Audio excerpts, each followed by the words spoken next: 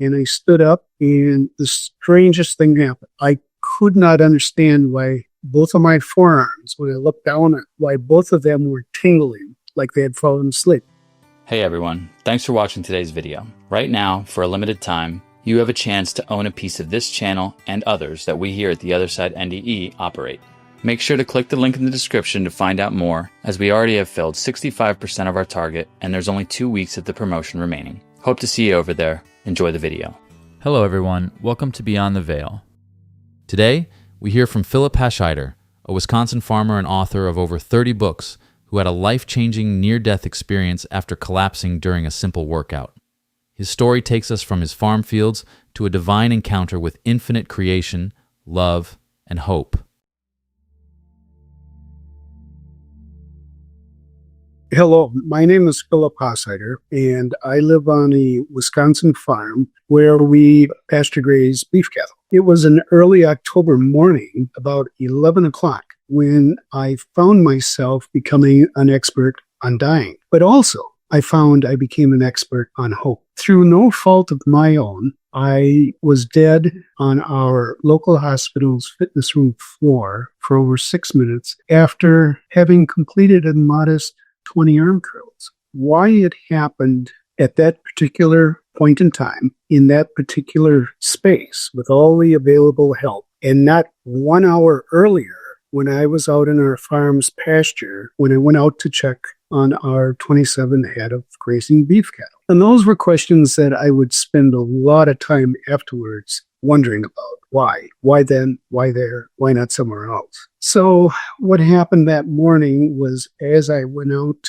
to check on our beef cattle, every morning before was not a problem. I could walk up to them. I could walk amongst them. I could scratch them. I could pet them. I could talk with them. It was never a problem. That morning, I got about 300 feet from them. They were all lying down in the grass. And one of them saw me, jumped up, and looked at me, just stared at me, and perked her ears, looking at me, and took off running across the field. Went about 600 feet and stopped, turned around and looked at me. Well, that caught the attention of the rest of the cattle, if anyone is familiar with livestock. And they all got up, looked at me, and they took off across the field and stood next to her, and they all looked like they had seen a ghost. Well, I saw what I had to see, and everything was fine. That morning, I went back to our house. I had planned to have the tires of our car replaced. So I had an appointment in our local village, which is 12 miles away. And I figured, well, afterwards, I probably will go to have an exercise session at our local hospital's fitness and rehab center. And so I drove into town. Instead of turning right, I realized I had enough time where I could get my fitness session in before the car appointment. So instead of turning right to do that, I turned left and I went to the fitness area and parked the car, went downstairs, changed clothes, came back up, said hi to the 5 staff people that were monitoring the room, and went and stretched and started with the arm curl machine. Did my 20 arm curls, and I stood up, and the strangest thing happened. I could not understand why both of my forearms, when I looked down at why both of them were tingling like they had fallen asleep. So one moment I was standing next to that machine, and the next moment I found myself in a completely different dimension. What I found myself doing was sitting on what I can best describe as a rat, where I was floating. I was just floating on these waves, but they weren't water. These were energetic waves coming towards me. They were not only coming towards me, they were passing through me. And when I saw that, I looked at my hands and I saw that I did not have the body that I thought I had, that I recognized here. It was a translucent frame of what my body had been. And I actually never thought that this was an odd thing. It just felt so good. So I looked up, and what I saw in front of me, I can best describe as a golden yellow sphere that, if you can imagine packing 10 million suns into it, glowed that bright, but it was such that I could actually reach out and touch it, and I get burned up. And this golden yellow aura, this sphere, was sending all of these energetic waves all over it to all different areas around. And then I saw what I can describe as little silver lights shooting out all over the surface of this sphere, going in all different directions. It would be like if you had a sparkler. It was those kind of little lights that were shooting out all over and going in different directions. And I don't know how I knew, but at that moment, I knew I was experiencing a great intelligence, a great knowledge, a great love, because that was what it was sending out. It was sending out love and welcome, acceptance. And I understood that what I was looking at was what I'll call the source of all creation, the divine creator, the God essence. Pick whatever term resonates with you as to a knowledge that is infinite and expansive. Well, that was comforting, but I still didn't know why I was there. So, well, if you're at someplace else, you take a look around and see what else is there. So I looked over to my side as we think of directions, because this was a dimension that had no directions, it had no time, it had no space other than where it was. And what I saw was what I'll say is an infinite multitude of universes and dimensions that were suspended out in this eternal space. It would be like if we took our universe, everything we know about it, and press it down to a single sheet of paper, or that size, and suspend it out here in this eternal space. And then you put another one right next to it, another one next to that, and you keep going as far as you can possibly imagine infinity in all directions, as we understand up, down, sideways, crossways. Each one of these dimensions had a filament that reached up and attached itself to this God essence energy, this golden sphere of pulsing. And it was sending all this love, all this welcoming, all this acceptance, any adjective you want to describe, into all these different universes and dimensions. And each one of these, as they attached to this, what I'll describe as a spider web-like matrix that encompassed this golden sphere. And that was where all the love was being sent along these pathways. And I thought, wow, that's really something. So, being me, I decided to turn around and see what was behind me, as we understand front and back. And what I saw was infinity. And that was because the emulsion of eternity acted like a magnifying glass, so that the farther I looked, the clearer it all became. And I understood that this is where we all come from. At some point, we all carry the DNA of that God essence, that divine creator, that source of all creation, all carry that with us wherever we are within the eternal space. Well, the interesting thing is I was seeing things through a different lens than I could possibly see with the low wattage of my eyes in this dimension. That's the best way I can explain it. And ironically, back at the hospital's fitness center, there were a dozen EMTs and hospital staff furiously working to restart my heart. I couldn't call them and tell them, it's fine. This is great where I am. Why would I want to leave? I couldn't tell them that they shouldn't feel bad if they didn't restart my heart. I mean, I was happy where I was. And then, in less than a blink of an eye, I left that dimension and I returned to my body. I returned from the longest trip I had ever taken in 6 minutes. But I returned with a vivid memory of my experience in that dimension. And yet, it would be another 8 months before I would finally be given the answer as to why I returned here. And subsequently, I'm able to talk with you and others about my experience. Obviously, I survived. They finally restarted my heart. And it was not until 8 hours later that when I finally realized, I basically came to and understood that there was something else around me and I was no longer in that eternal dimension. And it was really confusing because the first thing I remember seeing, other than my wife, Mary, standing at the foot of this gurney that I was on, rubbing my feet, I had no idea what she was doing. And then I looked and I saw her son and her daughter and her fiance, and I had no idea what they were doing. They certainly weren't in the same dimension I had been before. And at that point, I still hadn't realized that something had happened to me physically. Well, the next thing I saw was this clock on the wall. It said 8 o'clock. And I said to somebody, well, that can't be right. And some person asked, well, what do you mean that can't be right? Well, it can't be 8 o'clock. I said, why not? Well, because time doesn't move backwards here. And he said to me, it's 8 o'clock at night. And that's when the confusion really kicked in. I found a name that I like, and it's called an interdimensional confusion, because as unaware or uncognizant as I was of what had happened to me during those 8 hours, it was like I was still back at that dimension, but yet here I am, kind of stuck in this body. That really hurt. That was the jumping off point for me, because I had so many questions afterwards, after my body started to function again, because it had completely shut down. And so it took me a while to physically be able to maneuver. It took me a long while to mentally be able to understand things. But as time went on, as I started to recover, both physically and mentally, I started to take notes. I started to write down things I remembered. I didn't tell anybody because I just didn't think anybody would believe me,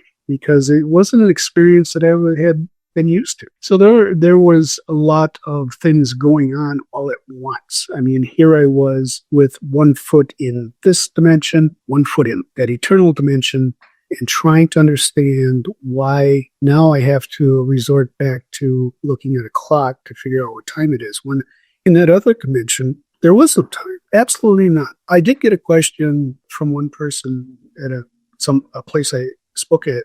They asked, well, how long do you think you were gone? Well, for me, my answer was, I felt I was gone for centuries. If you just stop and think about you moving through a week, a month, a year, and then a decade, and then a half century, and then a century, and then you start over. And as you're moving through all this, that's how long it felt. But I was absolutely flabbergasted when I get my medical reports to find out that it was a little over 6 minutes. I said that can't be possible, because I was gone longer than that. And a doctor explained to me, no, that's what it says here, so that's how long you were gone. So I've been asked what I've learned from all this. And there's a number of things, and in different areas.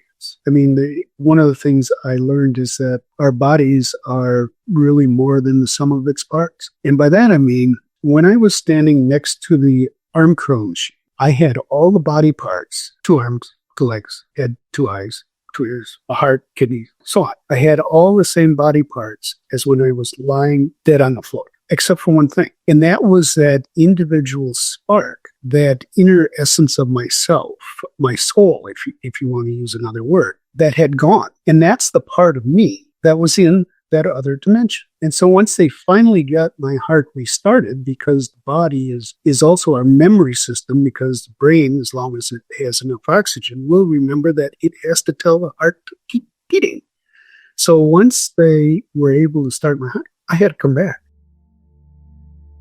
I know that we can do time travel, we can do space travel, because I did it. I wouldn't necessarily believe that if somebody else had told me that, but having experienced it, I know it's possible. One of the things that I've been asked is why I did come back. What was I given? Well, as I said, it happened about 8 months later after my second collapse. But my second collapse was caused because of the medications they put me on after I had left the hospital for the first time. I need to say I had absolutely no damage to my heart, even after with all the multitude of chest compressions and electric shocks. There was nothing wrong. And the doctors couldn't understand why that was. They said I got lucky, but I knew it had to be more than that. There was more than luck involved. And my answer as to why my collapse happened in the hospital's fitness area, with all that help available, rather than an hour earlier out in our pasture, came in the middle of the night. Now, I don't remember this, but the next morning I came down for breakfast and I plopped myself in the chair because the meds were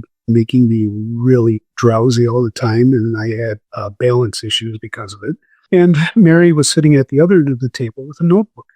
And she said, well, do you want to hear what you said last night?